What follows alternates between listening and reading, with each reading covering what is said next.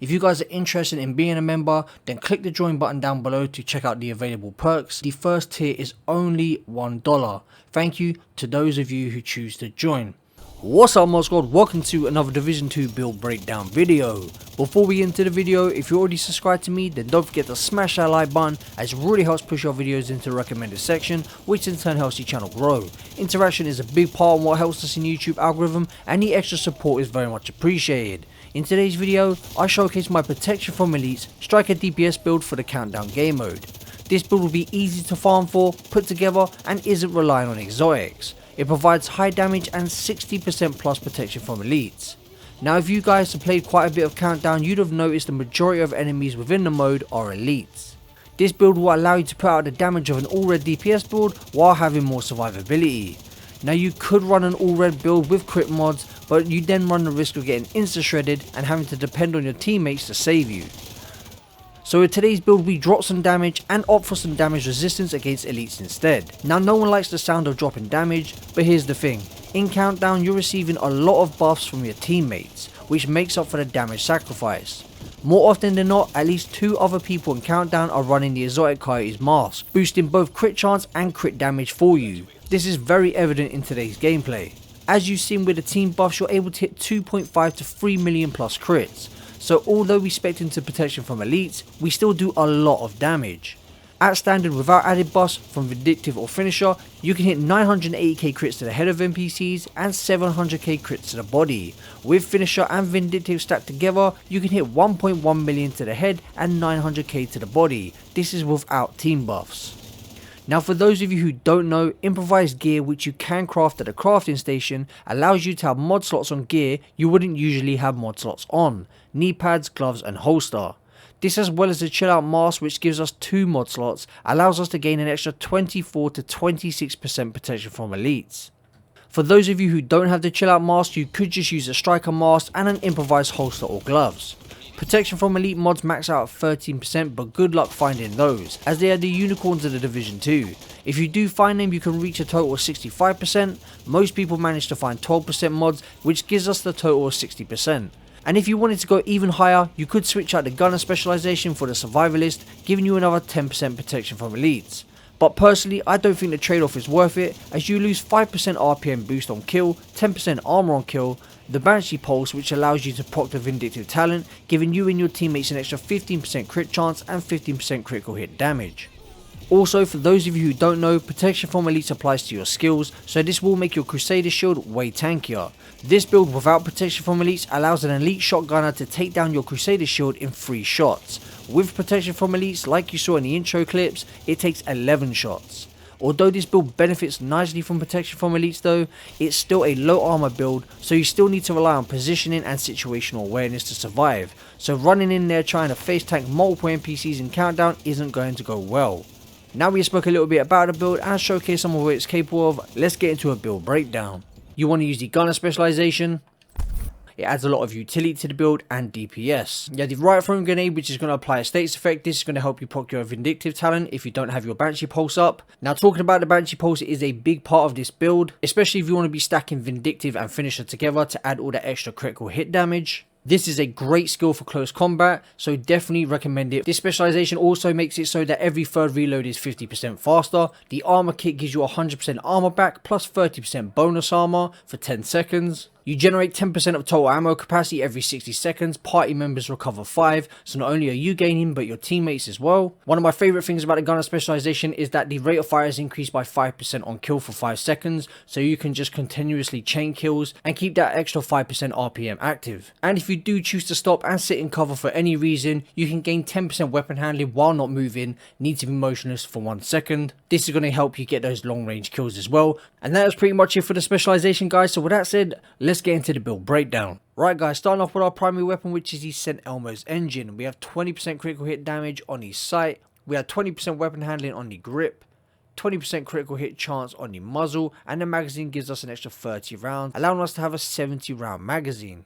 Moving on to our secondary, which is the ACS-12, and the best weapon in the game for gaining striker stacks or heartbreaker stacks as fast as possible. We have 5% crit chance on the scope, and 5% crit chance on the laser pointer. We have damage targets out of cover rolled on it, and of course we have the vindictive talent, which I like to pair with the Banshee pulse. And like I mentioned earlier, we gain 15% crit chance and 15% critical hit damage for 20 seconds, and this will apply to your teammates as well, so it's a nice talent to have in Countdown. Moving on to our sidearm, of course we have the Orbit Pistol, which gives us the perfect finisher talent. Swapping from your weapon within 10 seconds of killing an enemy, grants 35% crit chance and 40% critical hit damage for 15 seconds. Attachments on this give us 20% reload speed on the drum and 10% accuracy on the scope. Now moving on to the gear pieces, starting off with the Chill Out Mask. As I mentioned earlier, it gives us 2 mod slots, not 1 but 2 mod slots. So we have 2 12% protection from elites mods, we have 11.4% critical hit damage and 15% weapon damage. The chest piece is the Striker chest piece, so we gain those 200 stacks from the Press the Advantage talent. We have 13% weapon damage, 5% crit chance and a 12% protection from elites mod. The holster is a Striker's holster, 15% weapon damage and 6% crit chance. Moving on to the backpack, it's the Striker backpack, 15% weapon damage, 12% crit damage and 12% protection from elites via a mod. Then we have the Risk Management talent, increases weapon damage gained per stack of Striker's Gamble from 0.65% to 1%. Now because we're in Countdown and the NPCs are a lot tankier, gaining the stacks and keeping these stacks active up to 200% is a lot easier. And it just makes a lot more sense to run this backpack in that game mode. Moving on to our gloves, we have Striker gloves with 15% weapon damage and 12% critical hit damage. And then finally we have improvised knee pads. Again guys, you can craft these at the crafting station. 13.6% weapon damage, 5.2% crit chance and a 12% critical hit damage. And then finally 12% protection from elites via a mod. When it comes to our skills, we have the Crusader shield guys. Because we are low armor build, I suggest using the shield. And also, like I mentioned earlier, an elite shotgunner will be able to take this shield down in 3 shots if you didn't have protection from elites. With protection from elites, it takes 11 shots. The mods on our shield are 4.9% shield health, 4.6% shield health, and then we have 5% damage bonus, which doesn't apply because we're not using the firewall specialization. Second skill, of course, is my favorite Banshee pulse. The mods on this are 15% radius and 15% effect duration. Moving on to our stat sheet now guys, I will just quickly say we have 46.2% crit chance. I haven't got max roll crit chance, but we have 46%. Don't cringe at the 46% because that is going to be made up by 1 vindictive, yeah, so you can make it up by yourself, or 2 your teammates using Coyote's masks. And that is pretty much it for the build guys. Again, it's a protection from elites DPS build, 60% protection from elites. You'd have 65% if you had the 13% mods. Let me know what you think down in the comment section below. Don't forget to smash that like button to help us grow, help us hit that 500 like goal. And with that said, I'll catch you guys in the next one. Peace out, Mob Squad.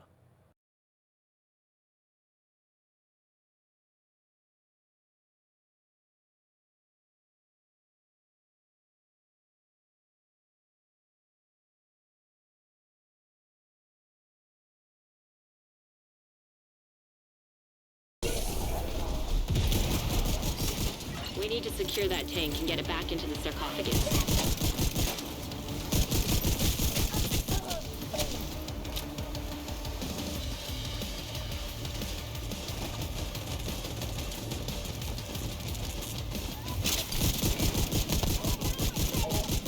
That should be the source of the leak. Now we just need to seal those tanks.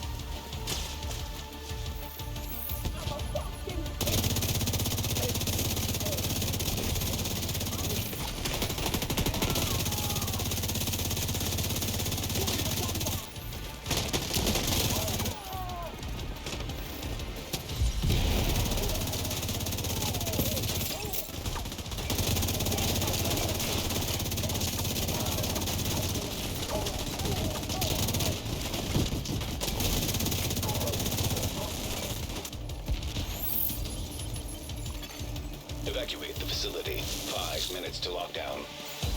Lethal radiation level detected. Lockdown protocol in effect.